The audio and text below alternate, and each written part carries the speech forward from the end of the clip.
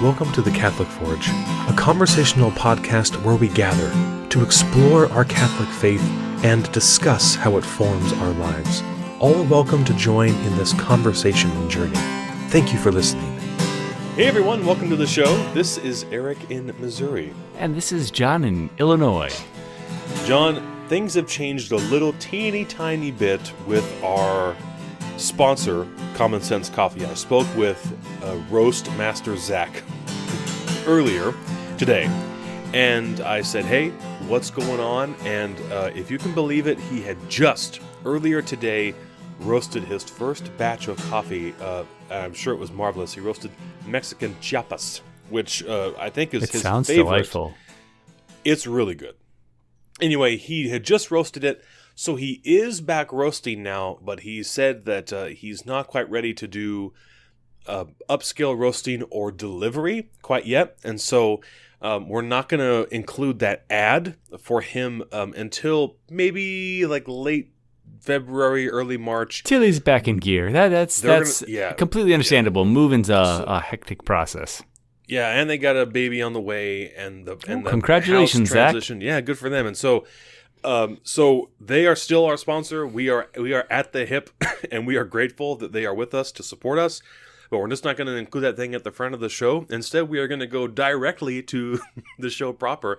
And in this episode, this is something that we've been talking about off the air, even aside from the podcast, I suppose, for years. Even I remember when I was over there at your house one year for Thanksgiving, and you were saying, should we go out tonight to get the new fridge?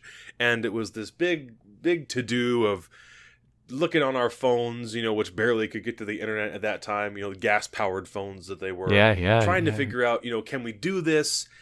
Is it worth it to go out Black Friday, at midnight or 5 a.m? Is it really a deal? Is all these kind of things coming together, feeling that mania of should we, shouldn't we? We want to save money, but do we want to save money and buy a big something big we don't thing? need? Yeah, I find it to be such an odd combination. It's this holiday of frivolous frugalness, and like I'm gonna go out, and I anticipate it every year. Black Friday. I'm looking at all the ads and I'm pawning through them and stuff like that. Oh, I could use that. Oh, I could use that, and it's on sale. Right. And it's on sale. There are all these things I never knew existed, let alone even needed. And I'm going, maybe I need that. It's on sale. It's 50% off. It's 75% off. How can I not go buy 4 of these? Right. And I love a good sale. Sure. I'm a pretty frugal person, and so when there's a sale, man, I want it. I don't want to miss out on that sale. But it's just is amazing to me how I'm looking at, and I'll start saying to myself, I never even thought about owning that item before I saw it in the Menards ad. I never even knew that tool existed. I don't think I need it.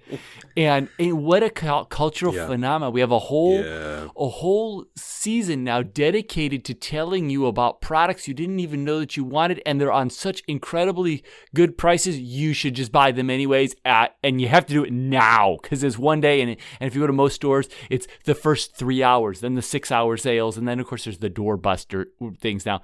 I've never actually gone and sat out at a store early and waited all night. Have you done that? Not well. I have gone besides out when the at new night. Pokemon was released, and you were waiting for those cards. No, that was I was playing Pokemon back in those days, but no. The only time I did that such thing was when the PS2 came out on October 26th, 2000, and I went and stayed at the store, not overnight, but from 3 a.m. or 4 a.m, stood in line. Did you get one? To get it. Absolutely, I did. But never with Black Friday, although I have gone out on Black Friday or the evening before, not to shop, but to witness the mania, John. It is so delightful. I'm drawn to the crowd more than I am the sales, even, I find. The way they transform these stores, with these store length long serpentine aisle configurations. Checkout begins here, and it's by the bathroom in the back of the store. Yeah. And I have never seen the riots. Okay. No, I have not. Only later on YouTube are people, piling on top of pallets of 32-inch TVs for $14.99, as in $14.99. I've not seen that personally, except for videos. I guess it happens. But when you go to places like, well, not Best Buy, I suppose that's a bigger store, but GameStop or these smaller places, you don't expect quite as much of a frantic thing. And then I've never lived in like a downtown area, like a metro area, where there would be that mass of people. Whereas like out there in McHenry, it's not so bad. Like people are there, but it's not a multitude. It's just like 100 people who want to get the TV first. Whereas absolutely. I've never gone out early that night before, but I see that mania the next day, and right. I'm always amazed. Like I always find myself going out, and I always come home with nothing because I have this. The FOMO, the fear of missing out. Like I got to get to the store because there's going to be something there that I need, that I don't know that I need, that I don't know that I've ever needed, but I have to have it, and I'm going to miss out if I don't get that sale. And it actually does create a certain level of anxiety because there are things that I need in life, and you know what? I'm going to go, and the perfect thing is going to be there, and it's going to be this great price. And then I go, and I'm always like, oh, what did I come out for? And I usually hit like Home Depot and Menards. Those are the hardware stores by here, and I almost inevitably never come away with anything.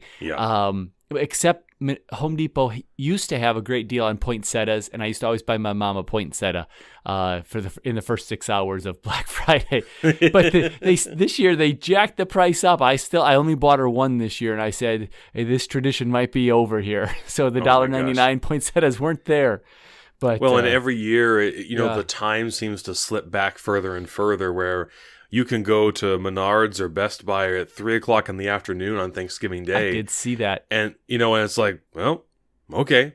I mean, it's just like they are glad to take your money at any time that you are willing to spend it. It's just like the movie theaters. It used to be in the old days, like when they started actually doing midnight releases, probably in the 80s. It was at the stroke of 12. And now you can go to a quote midnight release at 4:00 in the afternoon the day before. Yeah, I've done which that, is also outstanding. And you're glad to give them full price and not have to sit, in a crammed sardine theater. So they will do these companies will do anything they can. I just have, if you're interested, John, just some statistics here. And this is from thebalance.com. Check it out yourself. The number of people visiting in stores in 2017 was 4% lower than in 2016. And how many? In 2016, there were an estimated 101.7 million people who braved the crowds. Now, how many people would you say live in the United States approximately? I mean, you would say probably like maybe 350 million, 300 million? I if you'd asked me a week ago, I knew it's fallen out of my brain hearing the other numbers. I think it's like 350 million people or somewhere in there. So we're talking a third, this estimation. And if every one of those spends just a few dollars, I mean, that's an incredible amount of money. I wonder, I'd hate to work at the return counters because there's so much impulse buying. It just, the weeks afterwards has just got to be painful with the returns coming back in. Then came along the savior of the world with a small s, Amazon, who offered an alternative, John. Do not leave your home, but instead come and swipe the digital credit card with us, and someone else will deliver it to your domicile. Does this help at all? Is Cyber Monday actually helping at all? Did you take advantage of it? I didn't order a single thing. No, I did go online because, I had a few tech things I was looking for, and 10-15% was what I found on most things. I didn't find it very enticing, to buy things. But I do think it's an interesting, these two shopping holidays that we have. Right. What I find fascinating about the Black Friday is the psychological experiment that it is. You go out and you watch these people. They drive different. They look different in their cars. They're different in the stores. It's just such a mania, and it's such a it's almost as close as I've gotten to living in a zombie land, where there's this kind of otherworldly look in their eyes, and that is wonderful to see. It's just this. It's actually terrifying. I don't think it's wonderful, but it's just a fascinating, fantastic thing to see happening in people's eyes, and I think that's for the extrovert, though. That's for the people that want to go out. And now we have this millennial generation that's so introverted and so come to me kind of thing. I would imagine in another decade, it will be Cyber Week and there will be no Black Friday. Who will go out of their house? Of course, that will probably be for most shopping.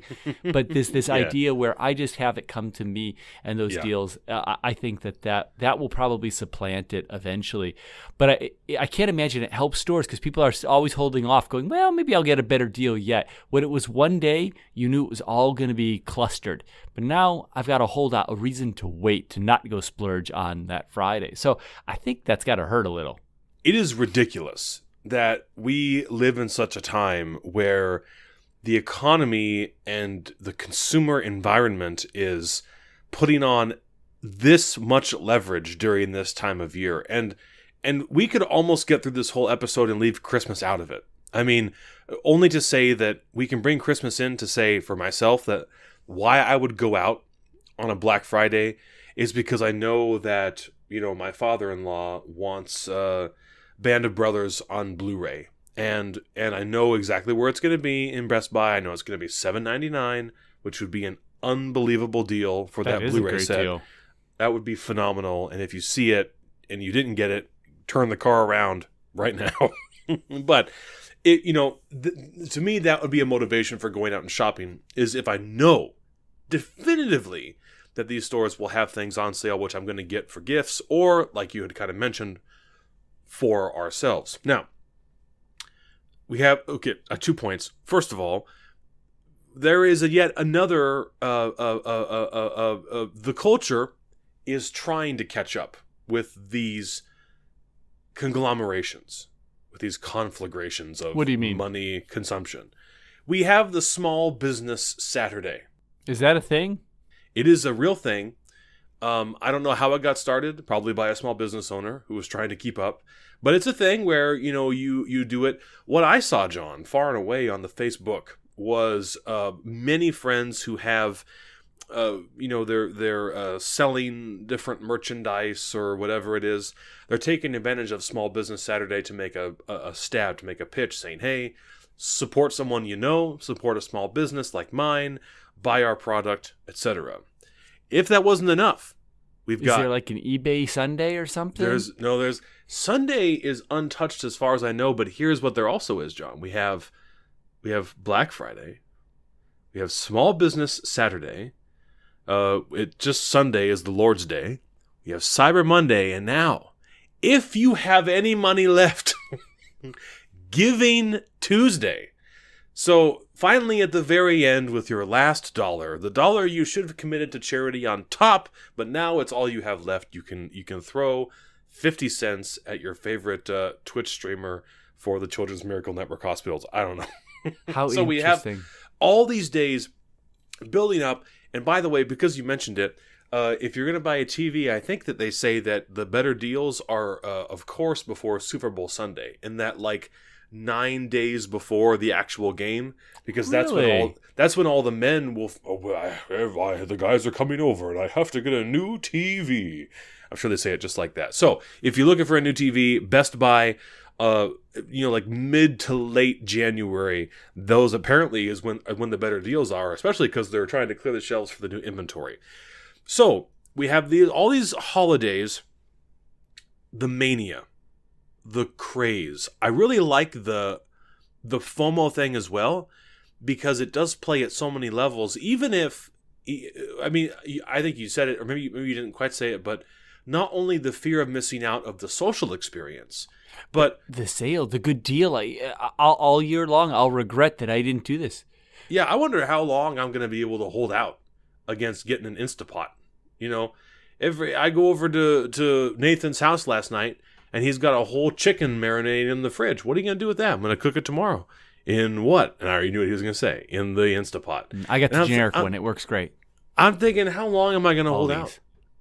There is a fear of missing out. I mean, I love my crock pot. Yeah. I think it's, but last year it actually created marital anxiety. We really needed a new computer, and we're like, we'll wait till Black Friday. We'll get it at Costco or something like that.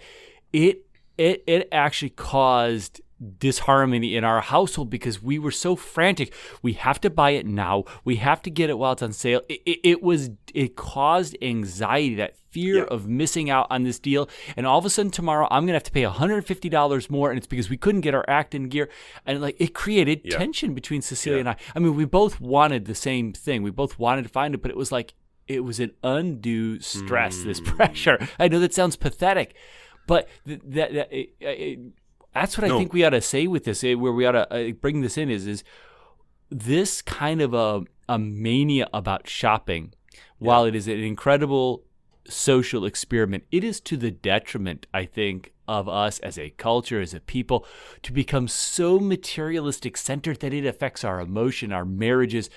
It affects our holiday. People adjust their Thanksgiving, the day on which they are giving thanks to God for all that he has blessed them. We're going to cut that short so that we can go out and go get more stuff. It is an obsession. Of course, we've talked about materialism numerous times before, and it's come up, but look at it becomes a great moment to reflect. You get to see it in such a perverse way that you go, wow, where am I? And so that is a value to us, is to look at this kind of mania, stampedes, people being trampled, and go, what's going on? Is this really what we want to be? And let me say that I wasn't trying to take a stab at Small Business Saturday or Giving Tuesday, because I think they actually present us with solutions to this craze. And in that, are there things that you do want or that you do need, or are you trying to be frugal genuinely? You have a list. You have your Christmas gift list, or in the middle of the summer, you need a computer, you need that new White Mountain ice cream maker, or whatever it is, or all of us need two or three of those, or a garage door, or whatever. You want to build a deck in the spring, but you don't want to pay the lumber price, and I don't know, that I shouldn't even start. That's in your realm. But anyway, you go into that with that mentality of, we're going to get what we need and be wise about this. We're going to maintain a spirit of frugality and responsibility with our money, and maybe pick up a Blu-ray from the bargain bin on the way out, but not too crazy. And so Small Business Saturday offers that return to helping the little guy, to helping a friend or a relative. We go out to dinner, we try to, every Sunday night, and we almost always will go to a small business, not to a chain. The only reason we go to Five Guys, I don't have to defend myself on this podcast. Yeah, absolutely. Yeah. Your eating habits are not a nerd question. But in the compendium of fast food chains, they're the little guy. They don't have any advertising, John. It's all word of mouth. Don't get me started. Oh my gosh, it was so good. Now, but Giving Tuesday, I think as it starts to pick up speed, Facebook has really adopted it. Maybe Facebook created it, like everything else. I don't know. But now you can go on there and they will help you create a fundraiser and connect it financially to where the money needs to go, so that your friends on your wall can click there, donate, boom, and the money goes there. Very clean, very secure. And so there is this response, I think, to that mania, to that craziness, where people are trying to be more mindful about the way they spend money. And I know a friend, they save all year to give a gift to a charity of their choosing. And so when Giving Tuesday comes around, they use it as a day to celebrate that. And it's something that they look forward to. They can get past the Turkey Day and all that, and then Giving Tuesday, they can make that contribution together, visit these people or call or whatever it is, and it's a sort of a celebration for them. And so I think that's not something that I have done personally, but now that I have observed friends observing it, I'm thinking maybe I should make more of this, especially with my kind of involvements with Extra Life and all that kind of stuff. So I think this is a great conversation. It is hard because I still feel the draw. Absolutely, and I enjoy it, and I imagine I will continue to go out and look, like you said, for details. It's not a blanket condemnation of Black Friday. No I think way. it is a very interesting barometer of where our culture is, though, kind of materialistically, and the idea that we're being sold something so often that we don't need, and that giant drive, and what is it when we get to that point where we're really buying because it's on sale, not because we need it. And what is the life of discipleship but a return to the core needs of the human experience, and also the very central promises of God? Returning, God, what gospel is it? I just can't remember. When Jesus says, "Don't worry about any of that," if God has taken care of and governed the world so beautifully, so too will He care for you. So it is a chance. If you feel that conviction, I think like we do as well, you return to that. Am I really confident in God's provision for my life? Or do I feel the manic need to buy, secure, and then to be reminded by Jesus again, look, don't put your faith in things that moth and rust will destroy. Absolutely. So I know we're past it now, chronologically speaking, but still, I'm looking at the date. We still have a few weeks to go until Christmas time. Shopping continues. It certainly does. I just picked up some things today from Amazon. Case in point. But as we go along, we can keep this in heart and mind. So this was a good chat. I was about ready to go to the outro, but indeed, what a gift it was to have Cassie on from Every Sacred Sunday. Yes. They threw that episode out, and it went far and wide, had some great play, as it were, and we gained some subscribers over on the YouTube channel. John, we're at 74. We're so close, achingly close to 100 now. It pains me that we can't get all the way there, so we get that vanity URL. Oh, vanity. So thank you again to Every Sacred Sunday for distributing that episode. And also, if you are one of these new people who perhaps came to us from that episode or through Cassie or Christy, welcome to the show. Please stay in touch with us. We want to hear from you, and we'll tell you more about that as soon as we have our prayer and a blessing. So to be sure, this has been the Catholic Forge. Thank you for listening. We'd like to close, as always, with a prayer and a blessing. May God the Father, God the Son, and God the Holy Spirit bless you, guard you, and lead you to eternal life. In the name of the Father, the Son, and the Holy Spirit. Amen. Amen.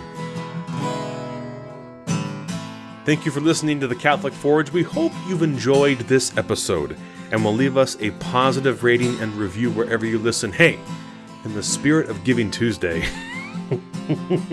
how about 5 stars over there on iTunes? Off if you give us 5 stars right now. the stars, that's right, there's a clearance sale on stars right now. And thumbs up and positive reviews. You can help out the show in a big way by sharing it with your friends and family. And as always, you can continue the conversation with us on Facebook and Twitter. And to get a hold of us, you can reach us at thecatholicforge@gmail.com. For more information regarding the podcast, check out our website, www.thecatholicforge.com. We especially thank our sometimes frivolous wives. I did not write that, but I agree, for their continued support of this project. And we thank you very much for listening.